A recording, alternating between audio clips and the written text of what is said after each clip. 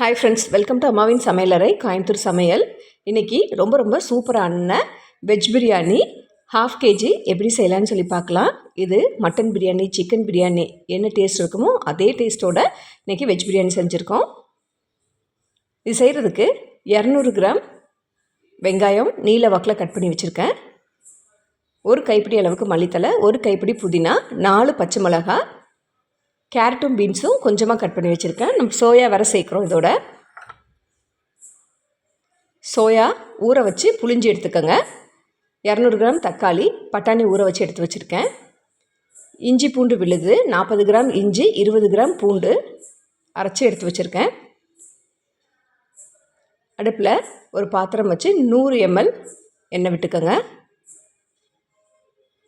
4 கிராம்பு, பாதி ஜாதி பத்திரி, பாதி அன்னாசிப்பூ, கொஞ்சம் சின்னதாக 4 பட்டை, 2 ஏலக்காய் எடுத்து வச்சுருக்க எல்லா வெங்காயத்தையும் இதோடு சேர்த்துடலாம். நார்மலாக நம்ம பிரியாணிக்கு செய்யும்போது வெங்காயம் நல்லா டார்க் ப்ரௌன் கலரில் வர்ற வரைக்கும் வதக்குவோம். ஆனால் வெஜிடபிள் பிரியாணிக்கு அந்தளவு வதக்கணுங்கிறது இல்லை, பாதி அளவு வெந்தால் போதும்.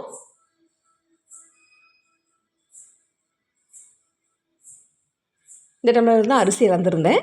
2 டம்ளர் அரிசி எடுத்து ஊற வச்சுருக்கேன். 1/2 கிலோ அளவு இருக்கும் அரிசி. இந்தளவு வெங்காயம் வதங்கினா போதும். இப்போது எல்லா காய்கறிகளுமே இதோடு சேர்த்துடலாம். பச்சை மிளகாய், மல்லித்தலை, புதினா, சோயா, பட்டாணி எல்லாமே இதோடு சேர்த்துருங்க. பாதி அளவு வெங்காயம் ஏற்கனவே வதங்கிருச்சு. இந்த காய்கறிகள் வதங்கும் போது அதுவும் சேர்ந்து நல்லா வதங்கி வந்துடும்.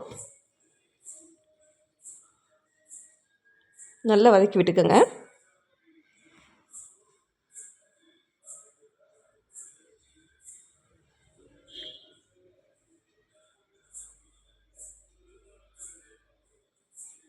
இதை மூடி வச்சு ஒரு 2 நிமிஷம் விட்டு எடுத்துக்கலாம். இந்த எண்ணெயிலேயே இஞ்சி பூண்டு சேர்த்துக்கோங்க. இஞ்சி பூண்டு சேர்த்து வதக்கின உடனே தக்காளியும் இதோடு சேர்த்துடலாம். ஏன்னா தக்காளிலேருந்து தண்ணி விடும். அப்போது இஞ்சி பூண்டு அடியில் ஒட்டி பிடிக்காது. அதுக்காக தான் சேர்த்து நல்லா வதக்கி விட்டு மூடி வச்சு ஒரு 2 நிமிஷம் வேக விட்டிங்கன்னா போதும். நல்லா குழஞ்சி வெந்து வந்துடும். பாருங்கள், நல்லா எண்ணெய் பிரிஞ்சு வந்திருக்கு. இந்த எண்ணெயிலேயே நம்ம மிளகாய் தூளையும் சேர்த்துக்கலாம்.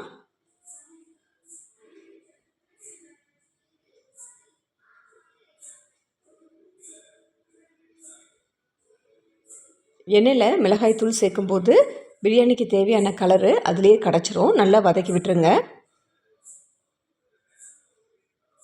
திரும்ப மூடி வச்சு ஒரு 2 நிமிஷம் வேக விடுங்க. இப்போமே பாதி அளவு காய்கறிகள் எல்லாமே வெந்து வந்துருச்சு. 1/2 டம்ளர் அளவுக்கு தயிர் சேர்த்துருக்கேன்.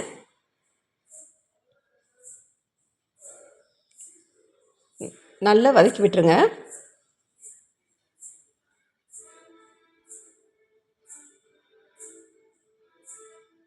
இந்த பிரியாணிக்கு தேவையான அளவு உப்பு சேர்த்துக்கலாம்.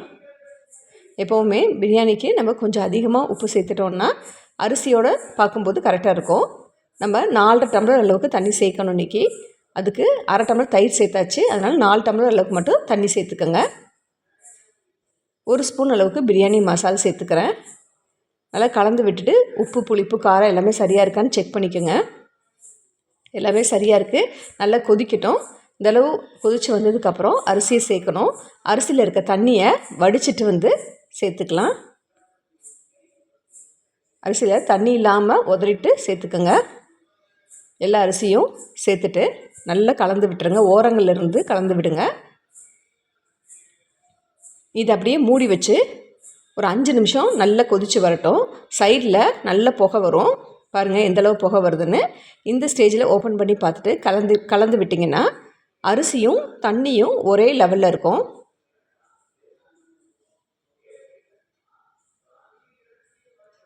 பாருங்கள், அரிசியில் தண்ணியும் ஒரே லெவலில் இருக்குது. இந்த ஸ்டேஜில் அடுப்பை சிம்மில் வச்சுட்டு தம் போட்டுடலாம்.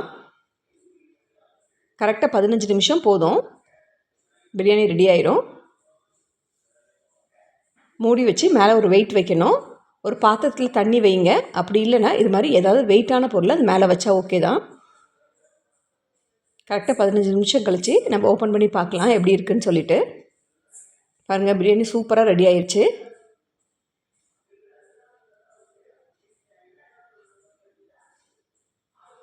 பிரியாணியை உடச்சி விட்டுறலாம்.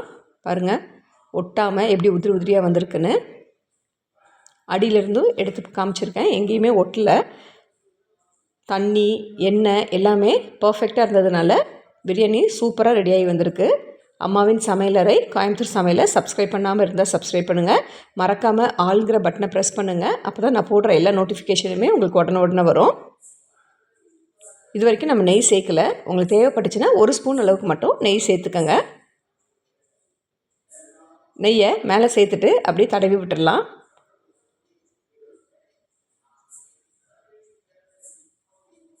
இதே அளவுகளோட இந்த பிரியாணி செஞ்சு பார்த்துட்டு எனக்கு எப்படி இருந்துச்சுன்னு சொல்லி கமெண்ட் பண்ணுங்கள், லைக் பண்ணுங்கள், ஷேர் பண்ணுங்கள். தேங்க்ஸ் ஃபார் வாட்சிங்.